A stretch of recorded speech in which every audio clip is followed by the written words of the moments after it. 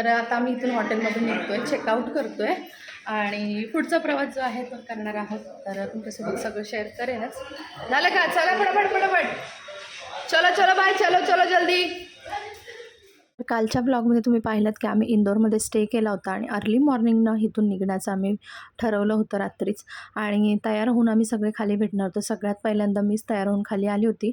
त्यानंतर काल इंदोरमधला ना लालबाग पॅलेस आम्हाला एक्सप्लोअर करायचा राहून गेला होता, कारण बंद होता काल पॅलेस. सो आज मॉर्निंगला आम्ही इथे एक्सप्लोअर करण्यासाठी आलो होतो. इंदोरचं हे पॅलेस होळकर राजवंशाच्या वारसाचं प्रतीक आहे. उत्कृष्ट असं ह्याचं बांधकाम आहे.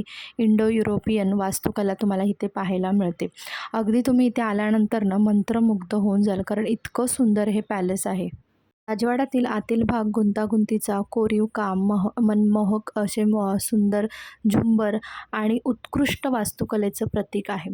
तुम्ही इथे जर आलात तर मंत्रमुग्ध होऊन जाल, हे नक्की आहे. आम्हीसुद्धा इथे ना फिरत असताना खूप छान वाटत होतं.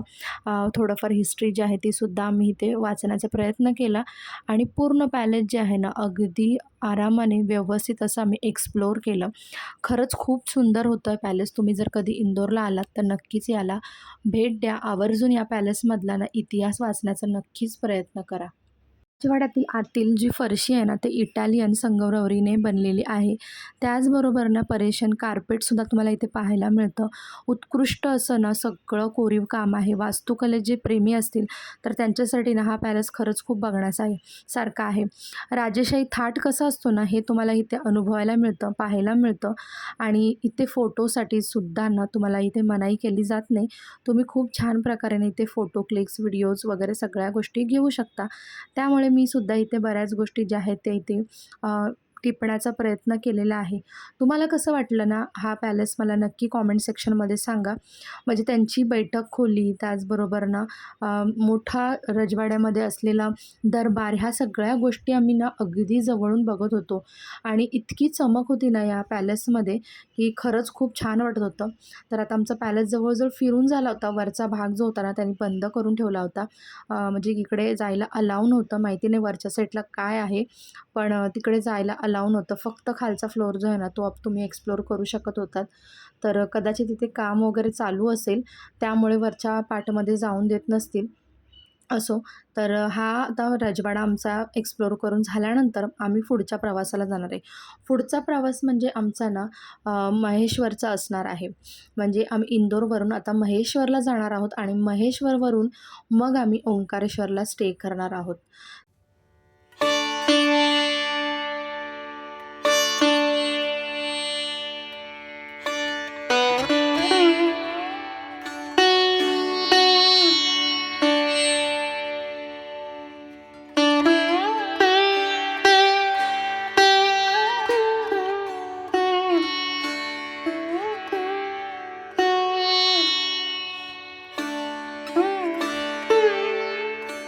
तर ऑन द वे ना आम्ही इथे महेश्वरला जाताना एका पेट्रोल पंपवर थांबलो होतो. म्हटलं थोडं फ्रेशअप होऊन घेऊया आणि त्यानंतर मग पुढचा प्रवास करू.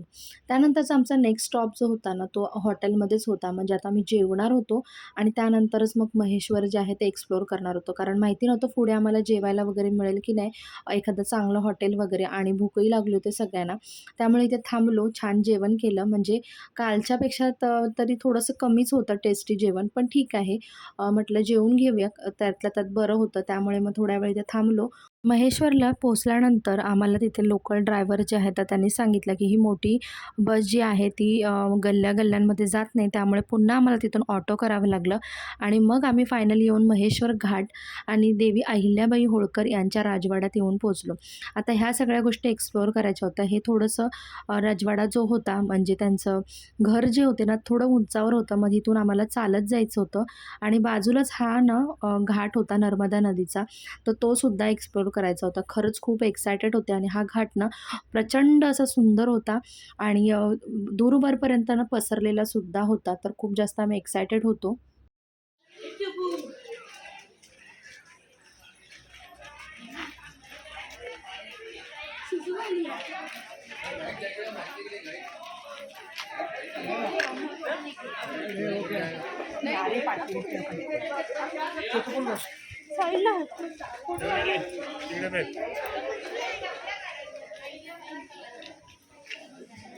बाबू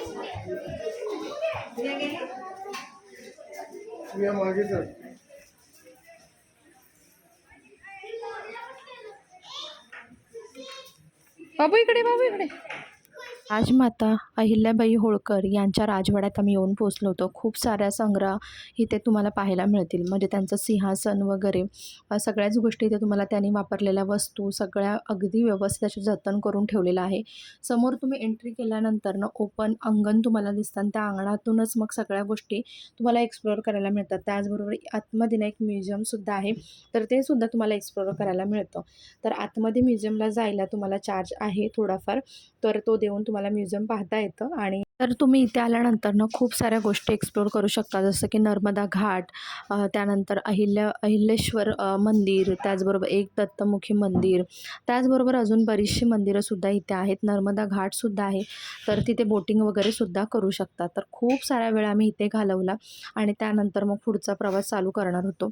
तर इथे ना महेश्वरमध्ये ना महेश्वरी सिल्क साडीसुद्धा खूप जास्त प्रसिद्ध आहे. बऱ्याच जणांना माहिती असेल. महेश्वरी सिल्क साडीचा इतिहास बऱ्याच जणांना माहिती असेल, पण ज्यांना माहिती नाही ना त्यांच्यासाठी शॉर्टमध्ये सांगते की देवी अहिल्याबाई होळकराने ना कुशल कारागिरांना बोलवून शाही पाहुण्यांना भेट द्यावी म्हणून या साडीची निर्मिती केली होती.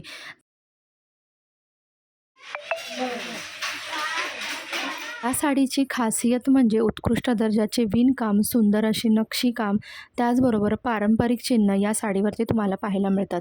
ही साडी अतिशय हलकी, मऊ आणि नेसण्यासाठी अगदी इझी अशी साडी आहे. मी इतकं तुम्हाला साडीबद्दल का सांगते पुढे ब्लॉगमध्ये तुम्हाला कळेलच. त्यानंतर मग आम्ही नर्मदा घाट फिरण्यासाठी गेलो आणि खरंच सांगते हा घाट ना अतिशय सुंदर होता. खूप साऱ्या गोष्टी इथे पाहण्यासारखे होते. खूप सारे मंदिरं इथे होती. बऱ्याचशा पिक्चरचे जे शूटिंग्स असतात ना तर ते या घाटावरच होतात. बाजूला नर्मदा नदी आणि त्याचबरोबर ना सुंदर असं सगळं इथे पाहण्यासारखं होतं.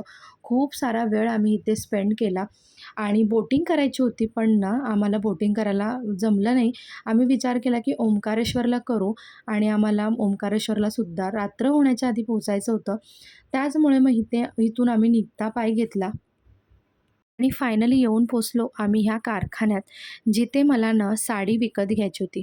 म्हणजे महेश्वरी सिल्क साडी घेण्याचा निर्णय ना अगदी माझा ना 1-1.5 वर्षापासूनचा होता. पण कुठून घ्यावी आणि ती पण स्वस्तात असं माझ्या डोक्यात चाललं होतं. आणि खरंच योगायोग आला की आम्ही महाकाल दर्शनासाठी निघालो आणि मग मी थोडं सर्च केलं होतं ना साडीबद्दल, तर मला कळलं की हे महेश्वर जे शहर आहे ते सुद्धा ना इथे जवळच आहे आणि इथूनच साड्यांचं जी निर्मिती आहे ती होते. त्यामुळे मग मी फायनली डिसाईड केलं की आपण तिथे जावं. पण मला खरंच खात्री नव्हती की मी इथपर्यंत पोहोचेन. पण फायनली मी इथे पोहोचली. आम्ही 2-3 जणांनी इथून साड्या खरेदी केल्या. मी कुठली साडी खरेदी केली किंवा माझ्या जावेने कुठली घेतली, हे जर तुम्हाला पाहायचं असेल ना तर मला कॉमेंट सेक्शनमध्ये नक्की सांगा. यावर मी नक्की व्हिडिओ बनवेन. महेश्वरी सिल्क आहे ना, सिल्क कॉटन, थोडासा युनिक